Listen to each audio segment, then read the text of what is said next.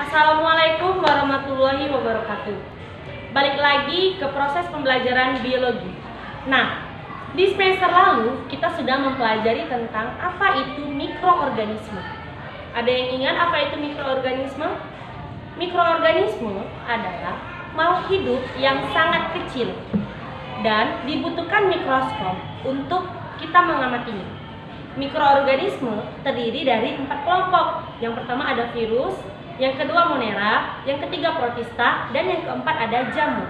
Nah, untuk di semester ini kita akan mempelajari tentang fungi atau jamur. Ada yang tahu apa itu fungi?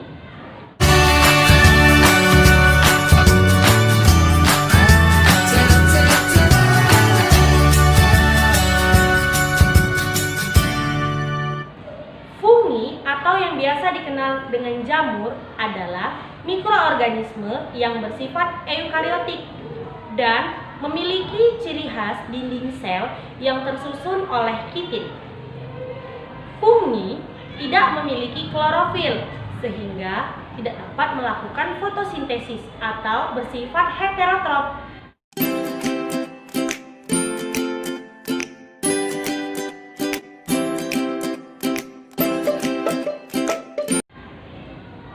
Tubuh dari fungi tersusun oleh benang yang biasa disebut dengan hifa. Anyaman dari hifa tersebut biasa disebut dengan miselium, dan beberapa kelompok jamur mampu membentuk badan tubuh atau badan buah. Jamur dapat hidup sebagai saprofit ataupun parasit, baik parasit di dalam tubuh atau biasa disebut dengan endoparasit, maupun parasit di luar tubuh atau ektoparasit.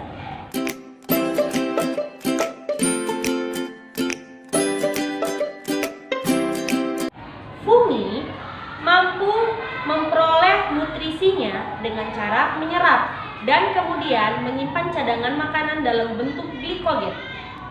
Nah, fungi dapat bereproduksi secara generatif dan vegetatif.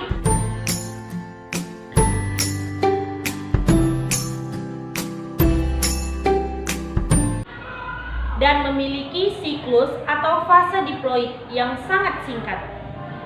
Nah, reproduksi fungi tadi kan sudah kita bahas, ada dua, ada generatif dan vegetatif.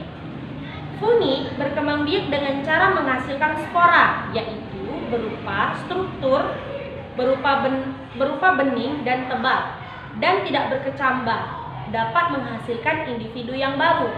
Spora jamur dapat dibedakan menjadi dua, yaitu aseksual atau vegetatif yang dibentuk tanpa proses perkawinan atau konjugasi.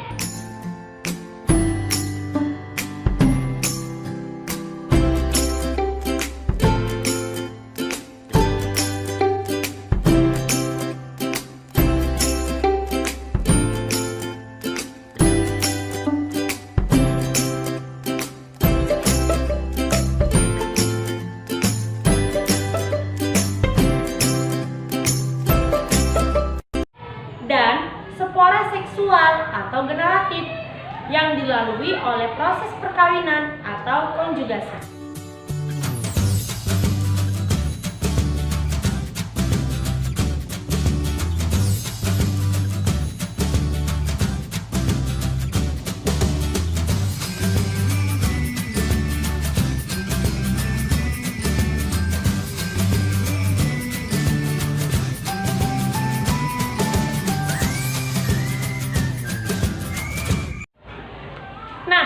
Contoh dari spora aseksual yang kita jumpai pada fungi diantaranya, yang pertama ada Conidiospora, kemudian ada Sporangiosspora, Blastospora, Artospora, dan Chlamydiospora.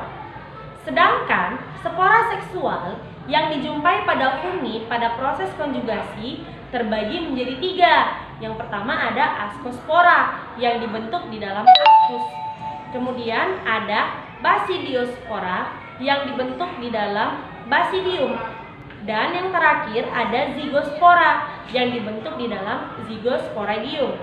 Nah, sekarang kita akan membahas tentang pengelompokan fungi. fungi atau jamur berdasarkan morfologi tubuhnya dapat dibedakan menjadi 3. Yang pertama, jika fungi itu bersel satu, maka dikenal sebagai khamir atau yeast.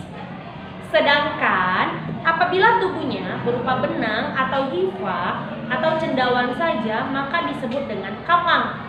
Kemudian yang terakhir, sedangkan ketika jamur itu mampu membentuk badan buah, maka disebut dengan mushroom atau cendawan.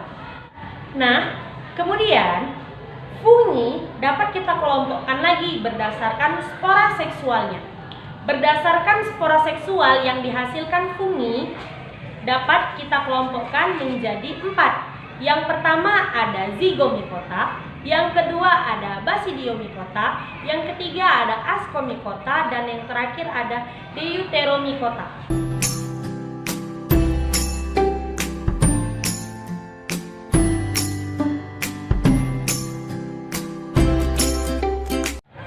Nah, untuk yang pertama kita akan membahas tentang yang pertama zygomicota. Zygomicota itu kelompok jamur yang menghasilkan spora seksual berupa zygospora. Kelompok ini mampu menghasilkan spora aseksual atau biasa disebut dengan sporangiosspora. Ciri khas dari kelompok zygomicota adalah hifa tidak bersekat atau bersifat senositik. Contohnya dari kelompok ini berupa Rhizopus oryzae yang dapat dimanfaatkan dalam proses pembuatan tempe. Kemudian kelompok yang berikutnya adalah ascomycota. Ascomycota itu jamur yang menghasilkan spora seksual atau biasa disebut dengan ascospora. Kelompok ascomycota ada yang bersel satu atau uniseluler dan ada yang bersel banyak atau multiseluler. Contoh dari ascomycota yang bersel satu adalah Saccharomyces yang berperan dalam proses fermentasi alkohol, roti, dan fermentasi tapai.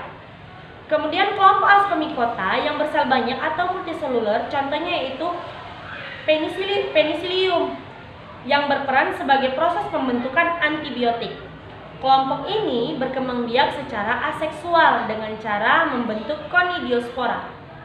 Kemudian yang ketiga ada kelompok Basidiomycota. Basidiomycota menghasilkan spora seksual atau basidiospora.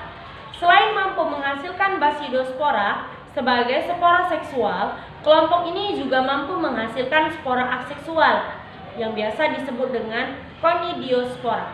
Nah, Basidiomycota umumnya mampu membentuk badan buah atau basidiokarp yang biasa terbentuk seperti payung. Contohnya Volvariola atau jamur merang yang dimanfaatkan sebagai sumber makanan. Kemudian yang terakhir yaitu kelompok Deuteromycota. Nah, jamur ini jamur yang bersifat imperfecti atau jamur tidak sempurna. Kenapa jamur tidak sempurna? Karena kelompok ini tidak atau belum diketahui jenis spora seksualnya. Maka yang diketahui sampai sekarang adalah spora aseksualnya. Berkembang biak dengan cara membentuk conidiospora. Contohnya pada Malassezia yang menyebabkan penyakit kulit yaitu PAN.